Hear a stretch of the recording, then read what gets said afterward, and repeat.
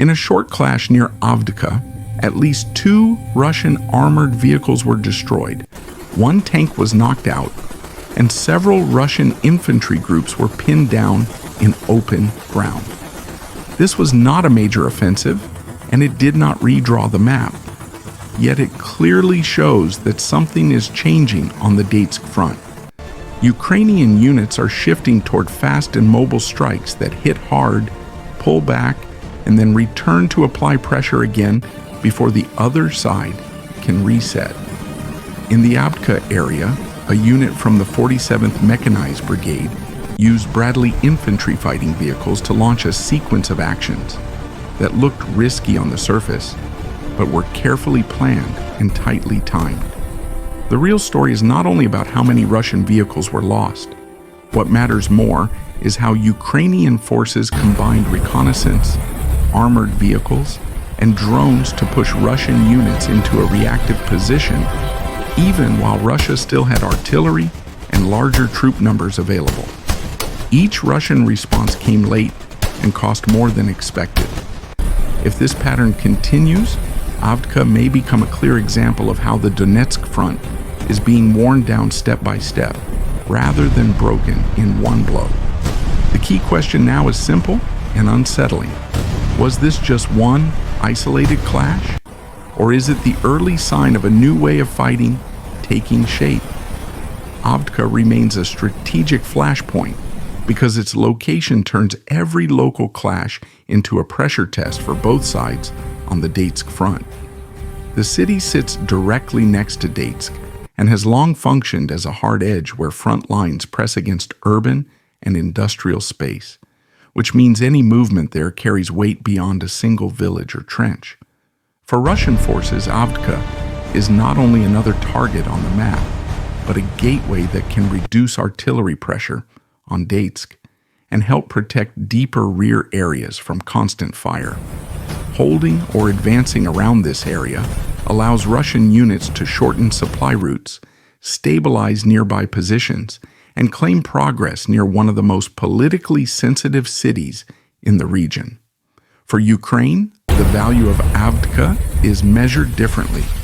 Rather than treating it as ground that must be held at all costs, Ukrainian planners increasingly view it as terrain where Russian attacks can be slowed, redirected, and made expensive in short bursts of fighting. This shift explains why the area continues to see intense action even when neither side launches a large-scale offensive. The battlefield itself shapes this logic. Avdiivka is surrounded by broken industrial zones, tree lines, trenches, and open approaches that limit large formations, but reward units that can move fast and react quickly. These conditions reduce the advantage of sheer numbers and place more weight on timing, coordination, and control of short distances. A force that hesitates or reacts late can lose vehicles and positions before it has time to adjust. Russian units operating around Avdiivka face constant pressure to push forward because any pause leaves them exposed to observation and indirect fire. At the same time, moving too aggressively risks walking into prepared engagement zones where armored vehicles and infantry are already tracked. This balance creates a narrow window for effective action, and missing that window often leads to losses that are hard to hide or recover. Ukrainian forces have adapted to this environment by focusing less on static defense and more on shaping Russian behavior. Instead of trying to block every advance line, Ukrainian units aim to force Russian commanders into repeated decisions that cost time, equipment, and momentum. Each Russian attempt to probe or reinforce becomes a moment of risk rather than progress. This approach does not require holding every trench overnight. It requires accurate awareness of movement, rapid deployment of mobile units, and a willingness to act once the immediate objective is met. Avdiivka offers the terrain and the operational density to support this style of fighting, which is why it remains contested even after years of combat. The result is a front line that rarely stays quiet, but also rarely shifts in dramatic leaps. Instead, pressure builds through repeated encounters where one side absorbs losses simply by trying to move. This is why Avdiivka continues to draw attention from military observers, and why small clashes there often carry larger meaning. What unfolds around the city is not about a single breakthrough. It is about how each side tries to control tempo and cost in a space where mistakes are punished quickly and success is measured in minutes rather than kilometers. The approach phase around Avdiivka shows how timing and awareness can shape an entire clash before the first direct contact begins. Ukrainian units did not move forward blindly or rely on speed alone. The advance was built on forward reconnaissance with drones watching roads, tree lines, and likely firing positions long before armored vehicles entered the area. This constant observation allowed Ukrainian commanders to judge when Russian artillery was active, when it paused, and when targeting data was still incomplete. The decision to move came during a narrow window when Russian guns were alert, but not yet locked onto precise coordinates. Once the Bradley vehicles began their approach, movement was controlled and deliberate rather than rushed. The vehicles stayed within covered routes as long as possible, using terrain breaks and structures to limit exposure. This reduced the time Russian observers had to confirm targets and pass corrected data to artillery units. When the Bradleys reached the drop-off point, the transition from movement to action happened without delay. Infantry dismounted quickly and spread out in multiple directions, which reduced the risk of losses from a single strike. There was no clustering around the vehicles and no pause that could be exploited by incoming fire. Each team moved with a clear task and a short distance to cover, which kept momentum on their side. Russian artillery reacted almost immediately once the dismount was detected. Rounds began landing across the area, but the fire pattern was wide and uneven. Explosions hit open ground and empty sections, rather than the exact dismount points. This suggests that Russian gunners were firing based on general movement cues instead of confirmed coordinates from real-time spotting. The effect was loud and threatening, yet tactically limited in its impact. For the Ukrainian infantry, those first seconds mattered more than raw firepower. As shells landed wide, teams continued moving instead of freezing or pulling back. They used the noise and smoke from the impacts as temporary cover, closing distance toward trenches and firing positions. Every step taken during that brief moment reduced the value of delayed artillery corrections. From the Russian side, the situation became harder by the second. Once infantry teams were no longer in open ground, adjusting fire risked hitting friendly positions or wasting ammunition. The opportunity to stop the assault cleanly had already passed. This phase highlights how modern battles are often decided before the main exchange of fire begins. The side that controls observation and timing can turn even a heavy response into a blunt tool. Ukrainian units did not need artillery superiority at this stage. They needed only enough time to break contact with open terrain and force the fight into closer spaces. By the time Russian gunners could refine their aim, the situation on the ground had changed. Infantry was already spread out, moving through cover and preparing for the next phase. The approach phase ended with Ukrainian forces in positions that were far harder to dislodge quickly. What looked like a brief dash forward was in fact a carefully measured move shaped by information rather than speed. This is why the opening moments near Kharkiv proved decisive.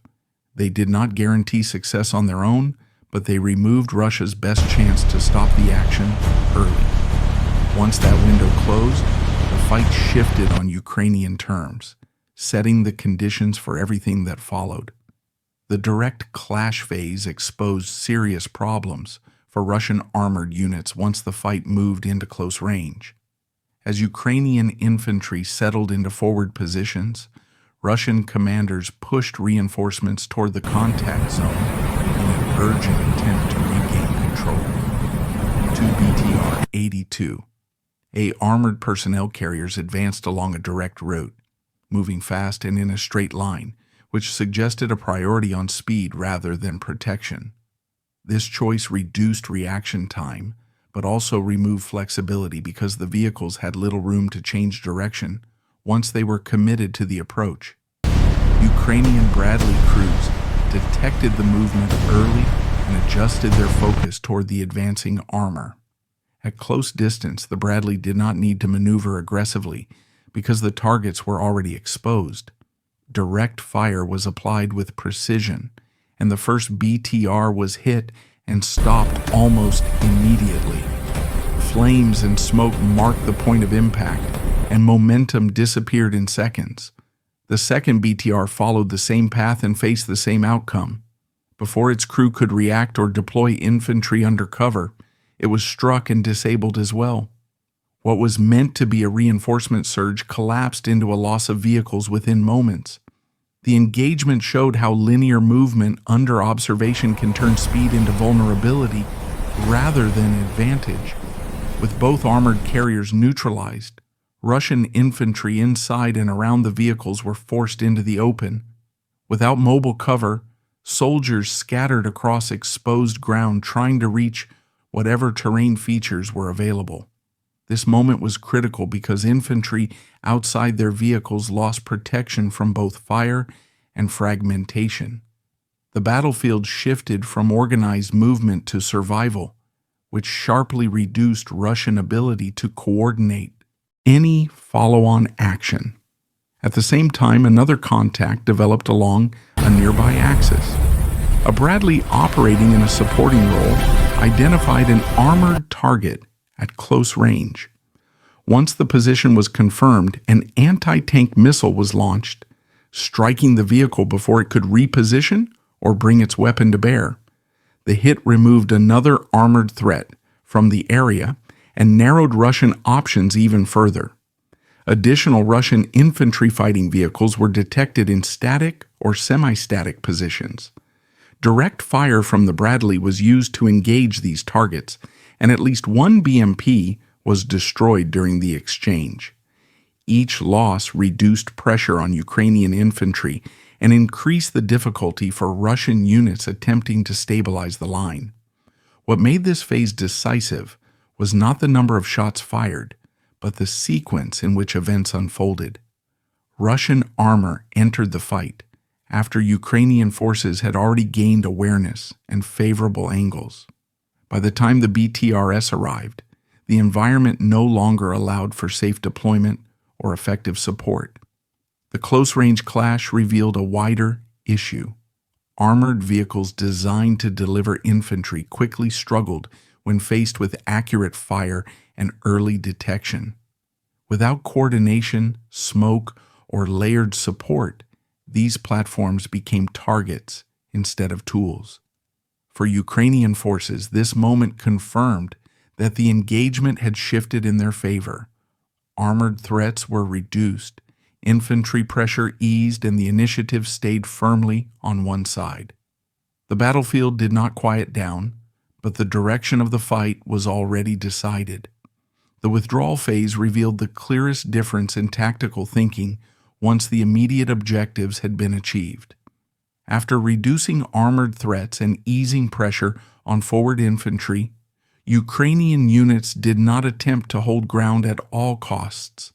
Instead, commanders shifted focus toward mobility and force preservation, treating disengagement as an active phase of the operation rather than a sign of weakness.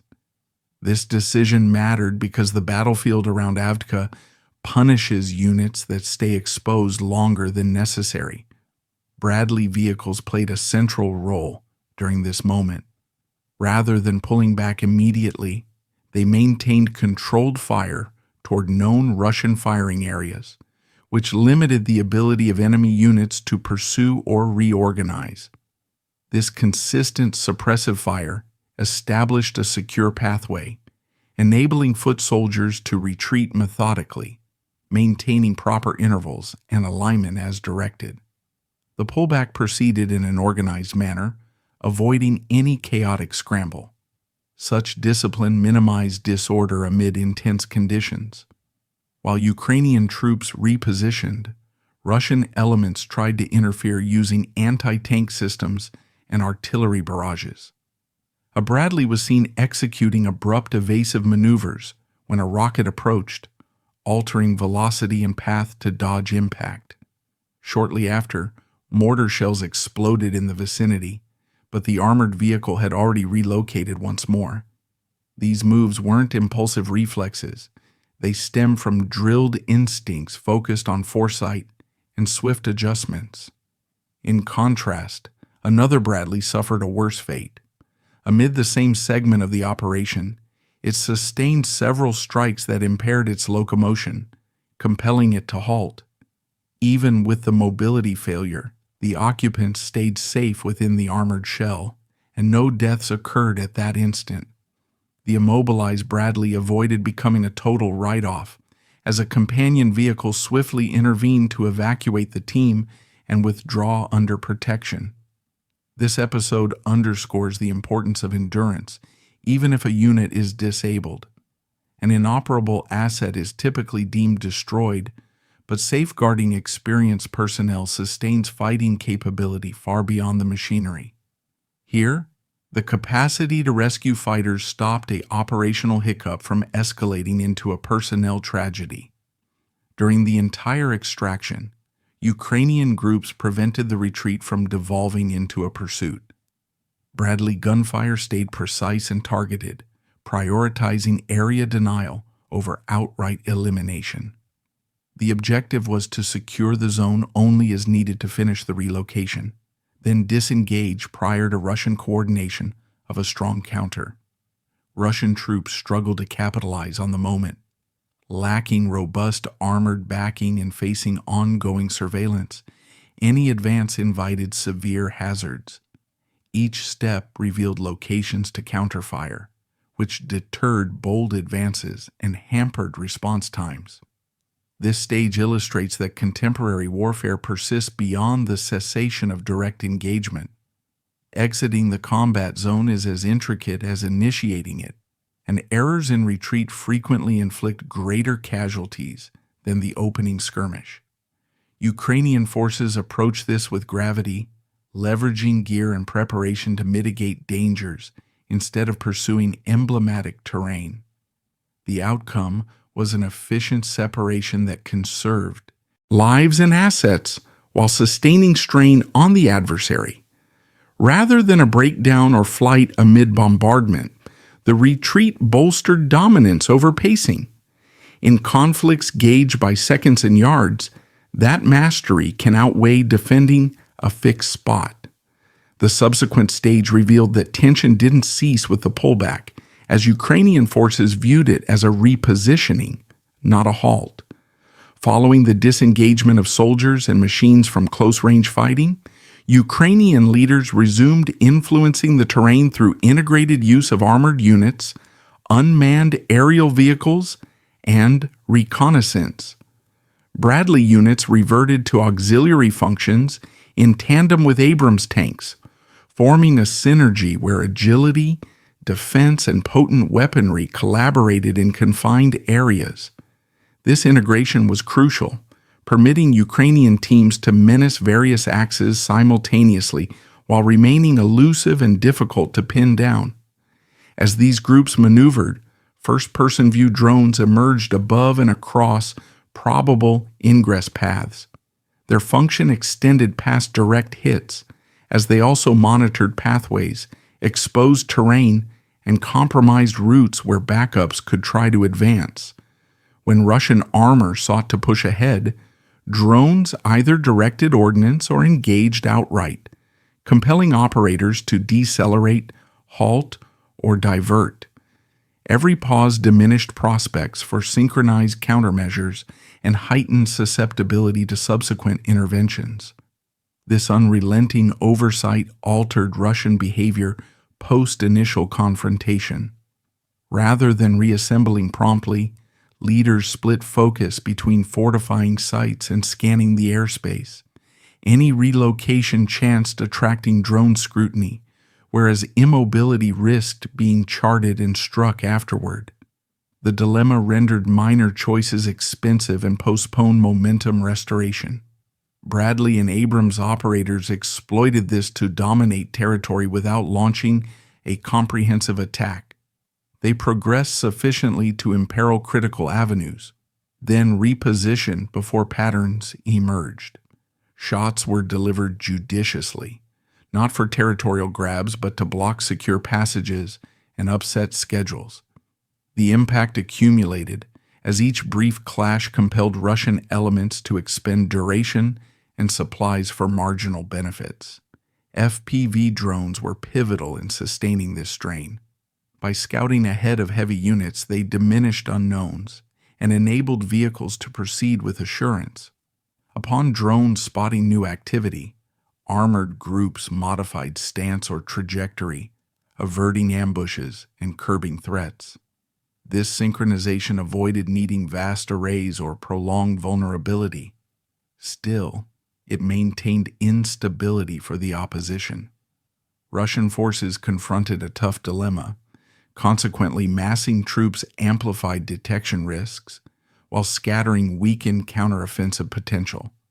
Efforts to bolster vulnerable areas frequently activated drone responses that impeded or halted progress before clashes ensued.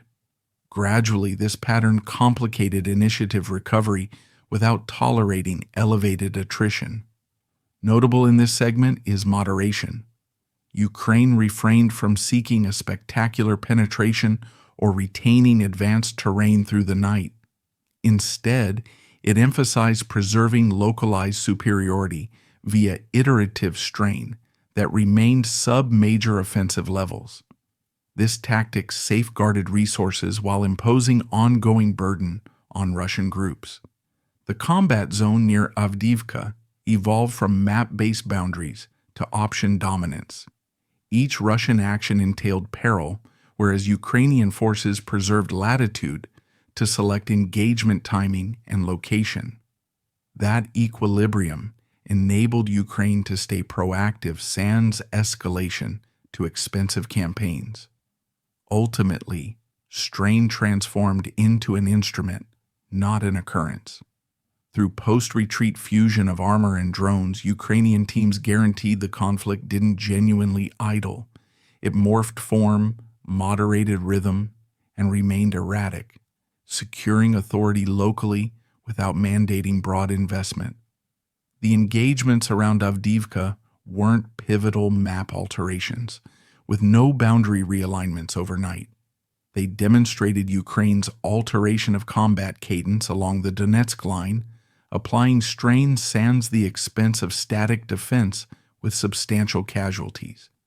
Rather than entrenching and anticipating, Ukrainian elements hit swiftly, withdraw controllably, and re-engage before Russian recovery. This method weaponizes duration, as each Russian reply lags, demands more, and addresses fewer issues for Russia. The hurdle transcends mere hardware replacement or troop infusions. It involves confronting warfare where response agility equals lethality and delays amplify drone, armor, and sequential strike vulnerabilities. Shells and soldiers retain relevance, but they can't wholly offset sluggish orchestration and foreseeable maneuvers. Should this trend persist, Donetsk confrontations might hinge less on grand pushes and more on iterative instances of tempo and decision mastery. That ambiguity renders Avdiivka noteworthy. Does this represent a standalone skirmish or the harbinger of an emerging stage on the Donetsk front? Offer your insights below. For additional straightforward coverage of actual conflicts, contemporary armaments, and underlying tactics, give a thumbs up, distribute, and join World War History.